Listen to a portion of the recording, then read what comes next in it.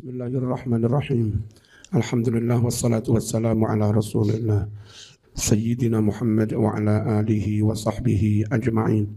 Wal Hakim lan wus meriwayatkan si Imam Hakim an Abi Dzarrin hadis Rasulullah sallallahu alaihi wasallam. Innallaha khatama surat al-Baqarah bi ayataini. Sesungguhnya Allah iku menutup surat Baqarah dengan dua ayat. A'tani wis paring sapa Allah ing ingsun. Diparingi hima dua surat itu, dua ayat itu. Min kanzihi dari gudangnya Allah. Allati rupane gudang tahtal arsy kang ana ing nisore arsy.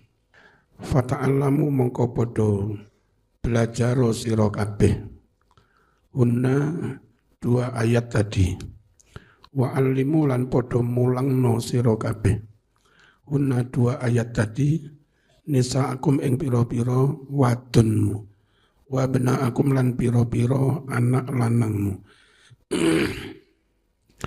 Fa innaha setuhuni isine akhir Baqarah iku salatun arupa nyuwun rahmat wa qiraatun lan bacaan Quran wa doaun lan dungo. Apa itu? Mulai lillahi ma fis samawati wa ma fil ardi sambung amanar rasul sampai mala taqata lan nabi. Isine ya Quran, isine ya dungo, isine njaluk rahmati Gusti. Dadi oleh ganjaran akeh dungone diijabah. Macane Quran per huruf 10. Lek maca donga tok yang kalimatnya bukan Quran, oleh ganjaran donga tok. Lek maca Quran enggak berisi doa, oleh ganjaran maca Quran tok. Akhir Baqarah itu ya oleh ganjarane maca Quran, ya oleh ganjarane donga.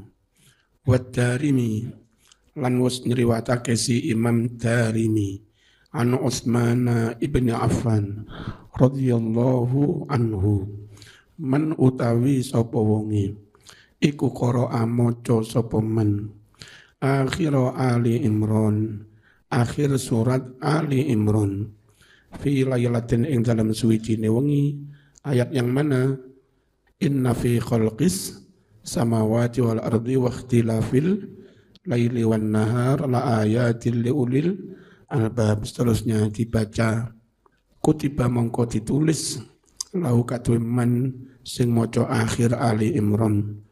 Apa sing ditulis? Qiyamul lailatin ganjaran kaya salat sewengi. Wa Ahmadu an Muadz bin Anas ayatul izzi utawi ayat kemuliaan Allah yaiku wa qulil hamdulillahilladzi lam yattakhidh walada wa lam yakul lahu syarikun fil mulki dan seterusnya sampai wa kabbiruhu takbira. Wal Baihaqi nyeritakake si Imam Baihaqi an Ibnu Abbasin suratul kahfi utawi surat kahfi iku tud'a den arani apa surat kahfi fit Taurat ing dalam kitab Taurat diarani al-hailata surat hailah surat penghalang. Tahulu menghalangi apa surat kahfi baina qari'iha wa bainan nar antara orang yang membacanya dengan api neraka. Wa Muslimun meriwayatkan si Imam Muslim an Abi Darda radhiyallahu anhu man utawi sapa wonge iku qara'a maca sapa man al asral awakhir min suratil kahfi 10 ayat terakhir dari surat kahfi usima maka dia bakal direkso min fitnatid dajjal saking fitnahnya dajjal. Wa Ahmad meriwayatkan si Imam Ahmad wa Tirmidzi wan Nasa'i wal Hakim an Jabirin kana was ono sapa an-nabiy sallallahu alaihi wasallam iku layanamu ora sare-sare sapa nabi hatta yaqra'a sebelum membaca apa surat Alif Lam Mim Tanzil, yakni surat Sajdah dan Tabarakalladzi biyadihil mulku. Lek wis maca itu baru karso sari. Wa Darimi an Khalid ibn Ma'dan qala ngucap sapa Khalid bin Ma'dan sabda Rasulullah sallallahu alaihi wasallam Iqra'ul munjiyata padha maca sira kabeh surat munjiyat, surat kang nyelametake. Wahia utawi surat munjiyat yaiku Alif Lam Mim Tanzil. Fa innahu satuhu, ini perintah Khalidnya. Kala ngucap si Khalid, padha maca surat Alif Lam Mim Tanzil atau disebut surat munjiyat. Sungguhlah balaghoni telah sampai padaku satu riwayat anna rajulan kana yaqra'uha. Ada seorang kana ana sapa rajul iku yaqra'uha membaca surat Alif Lam Mim Tanzil. Ma yaqra'u syai'an ghairaha. Dia tidak membaca surat selain Alif Lam Mim Tanzil. Wa kana kasiral khotoya. Kasira itu tanpa alif ya. Wa kana dan adalah si orang itu kasiral khotoya, banyak dosanya, banyak kesalahannya. Fanusirat atau fanasarat mongko beber nggelar apa Alif Lam Mim Tanzil janaha sayapnya. Ibarat didadekne burung, dia menggelar sayapnya alaihi di atas laki-laki yang istiqomah membaca surat Alif Lam Mim. Qalat ngucap si surat Alif Lam Mim Tanzil, Rabbighfir lahu, ya Allah ampuni orang ini. Fa innahu kana yuksiru qiraati. Sungguh orang itu dahulu banyak membaca aku. Fa syafa'aha, lalu menerima pertolongannya si surat Alif Lam Mim Tanzil Ar-Rabbu Gusti Allah. Wa qala lan dawuh sapa Allah, uktubu padha nulis sira kabeh malaikat lahu kadue rajul bikulli khati'atin, ganti setiap dosa kesalahan tulisan hasanatan satu kebaikan gara-gara istiqomah maca Alif Lam Mim Tanzil. Warfa'u lan padha ngangkat sira kabeh malaikat lahu kadue rajul ngangkat darajatan ing sak derajat. Wa qala dawu sapa Khalid bin Ma'dan aidun halimane innaha satuhunni Alif Lam Mim Tanzil iku tujadilu belani sapa Alif Lam Mim Tanzil an sahibiha sangking wong kang ahli maca Alif Lam Mim Tanzil belani fil qabri ing dalem alam kubur. Taqulu ngucap apa surat Alif Lam Mim, Allahumma in kuntum min kitabik, ya Allah jika aku benar-benar termasuk Al-Quran kitabmu, fasaffi' terimalah syafaat ni aku fihi untuk orang yang membacanya. Wa illam akun min kitabik, jika ternyata aku bukan termasuk dari kitab Qur'anmu, famhuni hapuslah aku anhu dari Al-Quran. Wa innama takunu kattayr, sungguh surat Alif Lam Mim Tanzil ibaratnya seperti burung. Taj'alu, dia jadikan janaha sayapnya alih di atas qari'iha. Fatasfa'u, lalu surat Alif Lam Mim Tanzil mensyafaati lahu bagi qari'iha. Fatamna'u, mencegah qari'iha, dicegahnya min azabil qabri, dari azab kubur. Wa qala dawuh si Khalid bin Ma'dan fi Tabarak tentang surat Tabarak. Dawuhnya mislahu seperti ini juga. Jadi fadilahnya surat Alif Lam Mim Tanzil dan fadilahnya surat Tabarak itu hampir sama. Menyebabkan pengampunan dosa diangkat 1 derajat, lalu mensyafaati yang membacanya dan beber sayapnya sampai orang itu selamat dari azab kubur. Itu 2 surat Tabarak dan surat Sajdah Alif Lam Mim Tanzil. Wa an Abi Sa'id man utawi sapa wonge iku qara'a maca sapa man Yasin surat Yasin maratan kelawan ping sepisan faka'annama maka seakan-akan qara Al-Qur'an, dia membaca Al-Qur'an marrataini 2 kali.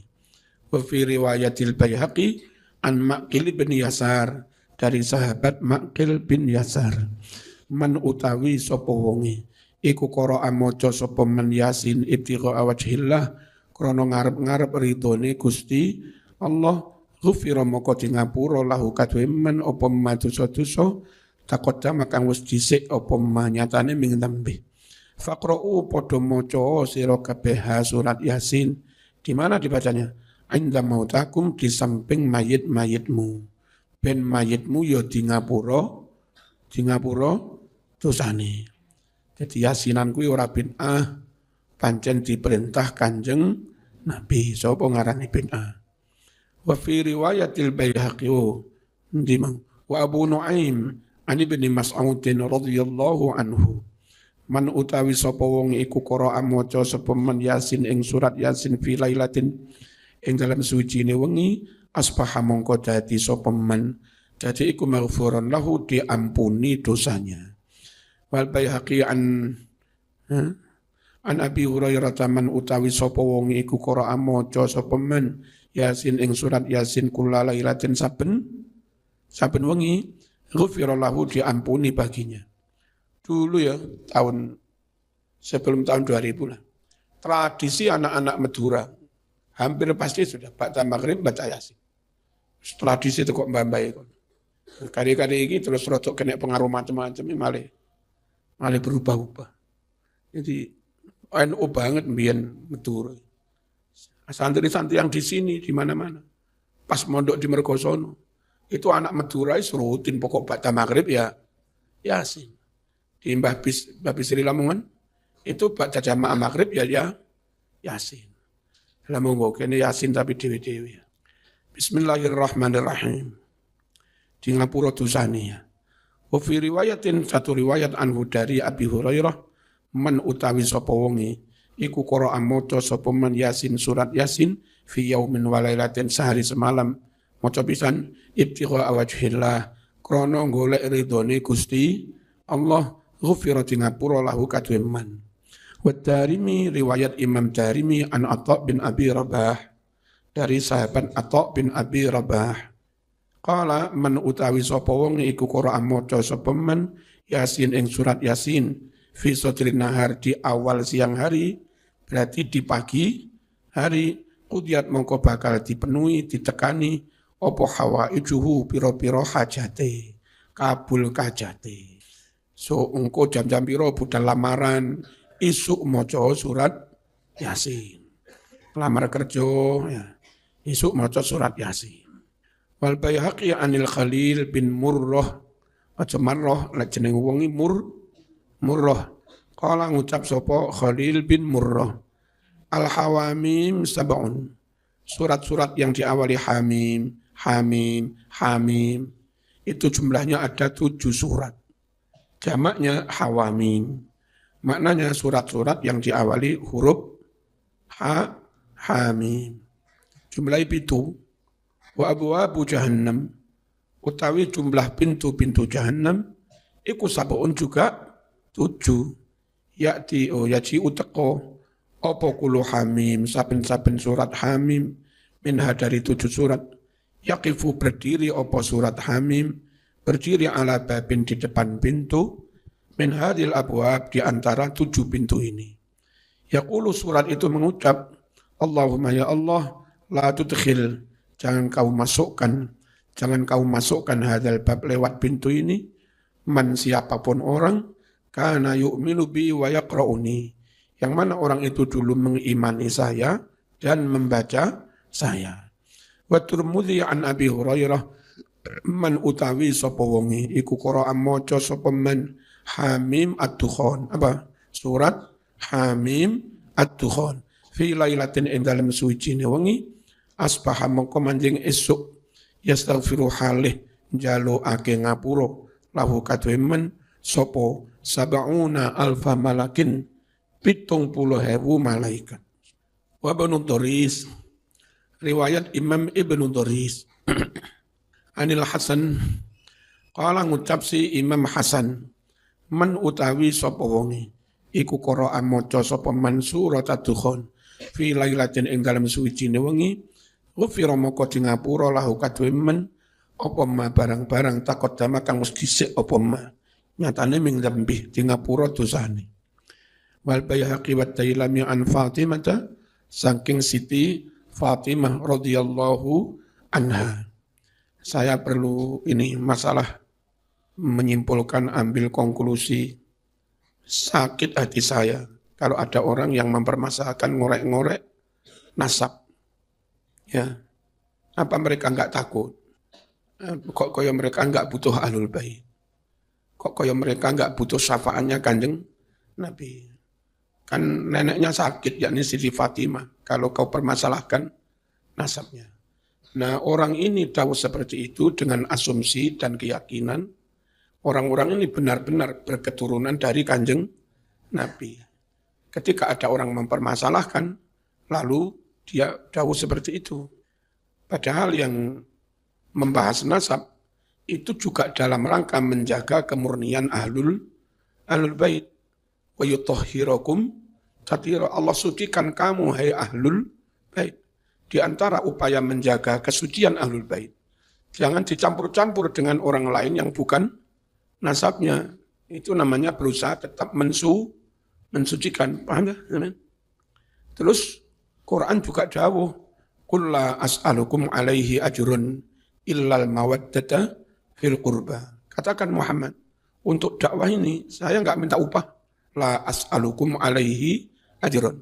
Enggak jaluk bayaran. Illal mawaddata fil qurba. Hanya yang tak minta itu cintailah, jagalah kerabatku, keluargaku. Nah, salah satu yang harus kita jaga, yang keturunan Nabi jangan diingkari, yang bukan keturunan jangan dipaksakan dimasukkan. Itu namanya menjaga. Terus kenapa akhir-akhir ini perlu lebih ketat dijaga? Karena ada indikasi orang ngawur ingin diakui keturunannya Kanjeng Nabi. Sebegitu mudah mereka tanpa bukti, tanpa syahadah, atau tanpa kitab nasab yang terus bersambung, begitu mudah bilang aneh keturunan Rasulullah. Tapi akhlaknya, ucapannya, dan segala macamnya, nggak pantas kalau disebut keturunan Rasulullah. Pantas dong kalau ada orang lain bertanya. Karena janggal.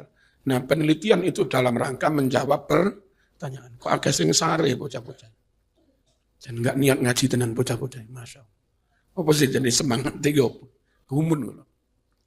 Tolong pembimbingnya ya. Didorong lagi supaya serget tolabul ilmu. Nah, mondok ning kene itu sekali apa-apa lah piye. Ben sare sak pirang-pirang. Allahumma shalli ala sayyidina Muhammad. Jadi asumsinya yakin itu keturunan. Nah, meyakini mereka sebagai keturunan. Padahal begitu gegabah mengaku-ngaku keturunan Kanjeng Nabi. Menerima langsung sikap dari sikap gegabah. Tanpa upaya verifikasi. Tanpa upaya validasi. Tanpa upaya konfirmasi. Itu sikap itu salah. Wong mereka begitu gampang ngaku-ngaku. Nah, sama kok langsung terima. Salah. Harusnya kalau ada pihak sembrono, sampean lebih berhati-hati dalam menverifikasi. Nah gitu loh Mas. Paham tak begini? Bukan kok mengingkari nasabnya ahlul bait. Tapi kepingin sekali ojo sembarangan orang ngaku-ngaku nasabnya ahlul bait. Dan ojo sembarangan orang menolak nasabnya ahlul bait. Padahal nyata terbukti dia nasabnya ahlul bait. Nah gitu. Nah, sebagai wujud kehati-hatian itu, maka perlu dilakukan verifikasi. Satu, verifikasi kitab nasab. Kowe keturunan tukang, ndi catatanmu, niki. Nggak kena Mas. Kitab ini dibuat abad 9. Nggak mungkin orang hidup di abad 9 Hijriah klaim aku keturunan Nabi. Dari mana dia? Kitab nasab itu harus sambung bersambung. Dari keluarga kami misalnya dari Mbah Imam Syafi'i, itu yang datang dari Kesultanan Banten tahun 18-an. Jadi qadhi hakim di Blitar. Dia punya anak siapa saja ada catatannya. Lalu setelah sekian tahun dibuat catatan baru karena mesti ono putu sing lahir, ono mantu, ya lah. Dicatat mana? Merujuk pada catatan yang lama. Nanti jarak sekian puluh tahun lagi dicatat lagi. Karena putunya mesti tambah. Ya, kitab nasab itu sifatnya begitu mas, nggak bisa pedot. Ini sekian tahun ada lagi dan sambung bersambung.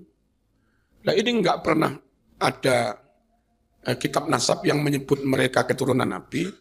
Tahu-tahu dibuatkan kitab nasab abad 9, nggak sambung-sambung. Terus bagaimana mas meyakini kebenarannya? Kalau itu dipermasalahkan, ya memang bermasalah. Permasalahannya di mana? Tidak sambung.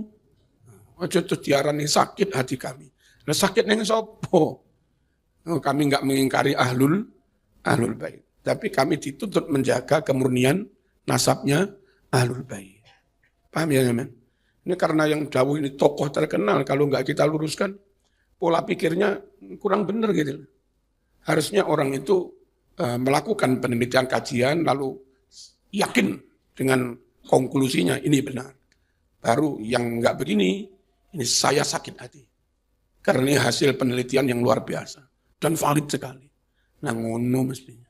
Kemudian verifikasinya lagi di samping kitab nasab bersambung dan itu ternyata enggak ada. Verifikasi karakter John Locke dan juga tokoh-tokoh pendidikan yang lain. Itu mengatakan dalam membentuk karakter murid, pengaruh faktor gen, pengaruh faktor hereditas, itu sekitar 80%. Yang lain ya pengaruh kurikulum, guru, lingkungan, pendidikan, sarana, prasarana, suasana. Tapi 80% atau 75% orang punya karakter A, ya karena secara genetik dari bapaknya, ibunya ya begitu. Jadi kalau ngaku keturunan Nabi yang karakternya positif semua. Harusnya mereka yang ngaku keturunan Nabi itu ya lumayan gak jauh-jauh dari itulah. Pengaruhnya 80%. Nabi yang super jujur serambut pun gak pernah bohong. Ketika ada orang bolak-balik membuat kebohongan, terus ngaku keturunan Nabi, bolehkah kita bertanya-tanya? Kan boleh, karena janggal. Ya, bukan mempermasalahkan ahlul bait. Memang ada kejanggalan. Bukan dari sisi ahlul baitnya, tapi dari sisi mereka yang ngaku-ngaku ahlul bait ini. Aneh kalau ngaku karakternya nggak nyambung. Apalagi nasab top-top, itu biasanya senantiasa melahirkan orang top-top. Anak cucu Ibrahim, termasuk Bani Israel, secara genetik, oleh Quran dikatakan mereka bibit unggul banget. Wa inni faddaltukum alal alamin. Saya unggulkan kalian secara kualitas gen di atas orang seluruh alam. Dan orang pinter-pinter dunia rata-rata keturunan Ibrahim. Baik dari jalur Ismail maupun Ishak. Dari jalur Ismail menurunkan Quraisy, nggak sembarang Arab, tapi Quraisy. Dari jalur Ishak melahirkan Israel. Sing gegerin dunia kan biar ya dari dua, mereka pinter-pinter. Quran menyebut wa inni faddaltukum alal alamin. Kalau andai Wali Songo itu benar keturunan Nabi, berarti masih keturunan Quraisy, masih keturunan Ismail wajar. Ya, memang pinter-pinter dan karakternya kuat sekali. Dan sampai kiai-kiai besar yang rata-rata keturunan Wali Songo. Harusnya yang ngaku keturunan ini mewarisi karakternya itu kuat. Kalau sitok ngalor, sitok ngidul, kayak ngaku keturunan ini terus kepriben. Kepriben ini bahasa Malang apa? Banyumas ya.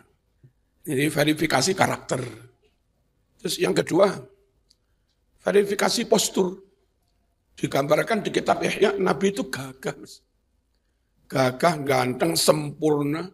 Aridul lihya. Jambang jenggotnya itu melebar. Gambarannya Nabi itu kayak begitu. Terus, abiyat musrob ilan khumroh.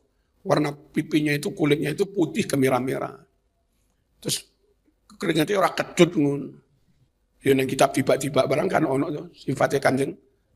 Wawali itu sallallahu alaihi wasallam maktunan bihadil inayah makwakan bikuhlil hidayah fa'asraku bibaili fadha wa tala'ala al-kaun min nurihi wa adha dan seterusnya. Tiba ini loh, wajon.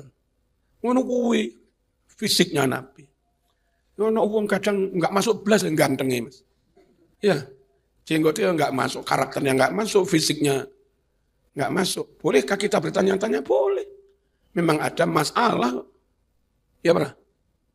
Lalu verifikasi genetik. Kalau ini benar tidaknya ya berdasar bukti. Jangan berdasar kola Syekh Fulan. Syekh Fulan, Syekh besar dawuh iki keturunan. Itu namanya Anda cari pembenaran. Bukan Anda cari kebenaran. Kebenaran yang fisik, kebenaran faktual, dari data, berdasar data. Ada Syekh besar, dawuh iki haram, tapi berdasarkan kitab. Sebab berdasar kitab ini, minuman ini mengandung ini. Ada guru SMP, guru kimia, duduk Syekh besar. Sebelum menyimpulkan ini haram apa tidak, dibawa ke lab. Dicek, diberi cairan kimia untuk melihat benarkah ada unsur yang katanya haram itu. Ternyata bolak-balik dicek, nggak ada unsur itu. Lalu guru kimia SMP itu bilang, halal ini betul haram. Unsur itu nggak ada. Intinya ikuti halal haramnya berdasar fakta. Apa berdasar gede ini coba? Kalau fatwa berdasar ijtihad qala ta'ala tafsirnya begini. Qala Rasulullah syarahnya begini. Usul fikih begini, kesimpulannya begini. Monggo merujuk kepada ulama besar yang berjubah besar. Memang ahlinya. Tapi kalau kono iku lara apa kidul, ya merujuk fakta. Ya kan? Pentol ini halal apa haram? Ya merujuk fakta. Ojo ndelok gedene coba. Nah, modelnya kalau diminta fatwa, diminta mana faktor gennya, nggak perlu meneliti gennya. Yang jelas menurut Syekh besar ini keturunannya.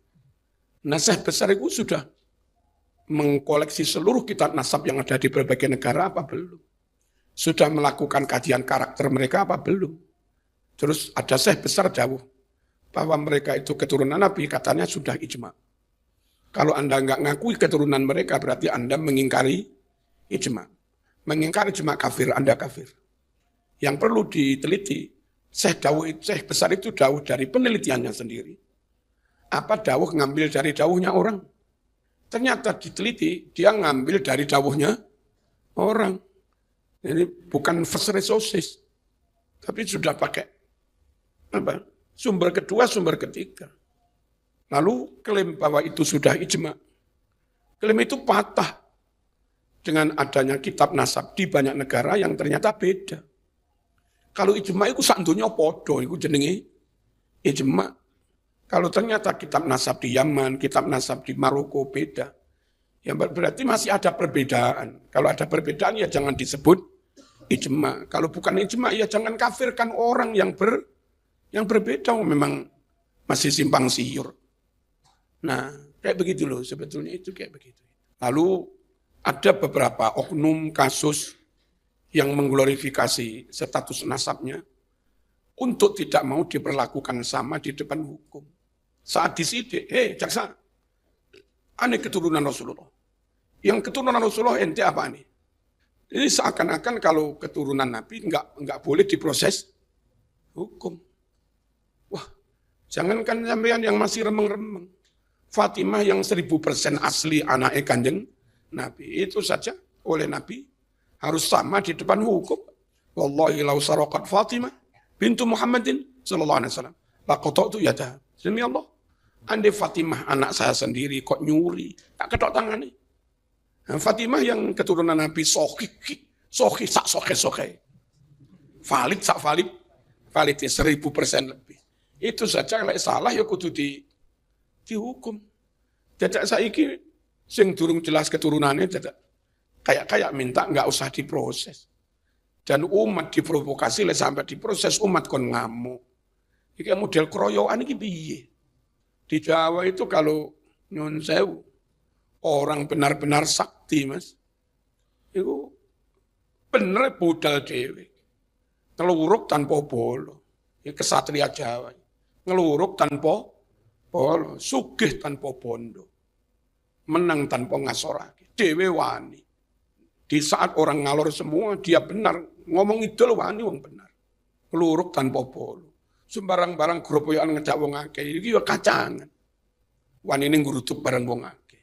Sugih tanpa bondo. Dia skillnya luar biasa, Mas. Akalnya akeh, ubet. Idenya top sudah. Dimanapun tanpa modal, tanpa sawah, tanpa warisan, mampu eksis. Plus nggak punya cacat sosial. nggak punya cacat moral, di mana-mana diterima. Kalaupun pindah di tempat baru, diterima orang juga. Namanya diterima orang, mas dakwah lancar. Mendirikan TPQ murid itu ya akeh, kayak kerupuk ya akeh sing tuku.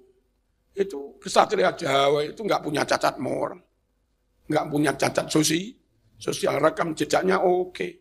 Plus skillnya luar biasa. Nang di urip mas. Nang Lamongan urip, nang Blitar urip, nang Malang yo urip. Ya, sugih tanpa pondok, nggak mengandalkan. Dan itu sabda Nabi. Laisal ghina an kasratil arad. Innamal ghina ghina nafsi. Orang kaya itu bukan karena banyak modal, tapi orang kaya itu karena mental, mas. Mental mandiri, mental kaya. Ya, mental banyak akal. Itu modal punya mental, tapi melebihi modal berupa materi. Sama duwe mantu, males kerja. Dia konsumtif. Mau modali 200 juta tahun ngarep entek. Tapi sama duwe mantu ukil. Kreatif. Akalnya akeh, mas. Nun sewu. Isin jaluk-jaluk. Mandiri. Alah, ojo mau modali 200 juta. Modal ana 50.000. Tahun ngarep jadi 200 juta, mas. Nggih, matur suwun. Berpikir dia. 200.000 tak tukone apa? Tak tukone puhung karo lengo. Karo apa tepung. Wis dodol telo goreng. Dodol puhung goreng. Kalau setiap hari dia bagi 25% dari usahanya itu. Dari modal 50, sehari wis dadi 62,5. Besoknya wis dadi sekitar 75.000. Besoknya lagi wis dadi hampir 100.000. Dan terus. Lah ngono kuwi, Mas. Kesatria ngono kuwi, Mas. Ora ngalor ngidul mblayer-mblayer sepeda ninja. Ya, paketan entek njaluk bapak, BBM entek njaluk bapak, anak bapak manja. Dikampleng delosor. Ya, jadi kalau memang dikaji bukan karena benci ahlul bait. Tapi karena ada indikasi orang ngawur ngaku-ngaku ahlul bait. Sementara kita nggak ingin ahlul bait itu dicampur-campur. Paham ya dari sisi itu ya? Ojo suudzon gara-gara salah paham. Repot. Bismillahirrahmanirrahim. Belum lagi yang sering tak sampaikan, orang beda suku kok ngaku keturunannya. Ini paling repot ini.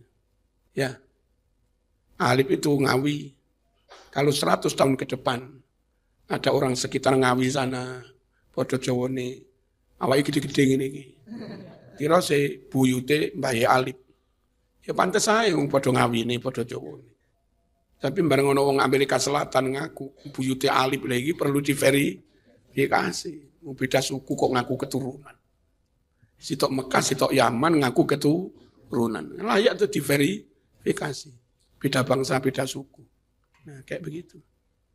Wal Baihaqi wa Dailami kakean titik ini dal tutuk dal. Kayak bahasa Malaysia. Wong beda mencone beza. Ngalem. Arek pondok yo ono sing ngene, saya berbeza. Gaya. An Fatimah radhiyallahu anha qari'ul hadid utawi wong kang maca surat Al-Hadid. Aja dimakne wong kang maca wesi aja ngono. Wa idza waqa'at maca surat idza waqa'atil waqi'ah. Surat apa? Waqi'ah nekane rezeki kiriman telat ya. War-Rahman maca surat Ar-Rahman. Iku itu bakal dipanggil fi malakuti samawati wal ardi di keraton langit dan bumi dipanggil sebagai apa? Sakinal Firdaus, penghuni surga Firdaus. Wingi tadi manten. Ya, Zulfi al kalau sing tekorono. Hah? Oh. Tak delok kaya guru gembul. Wal Baihaqi Al-Fatihah.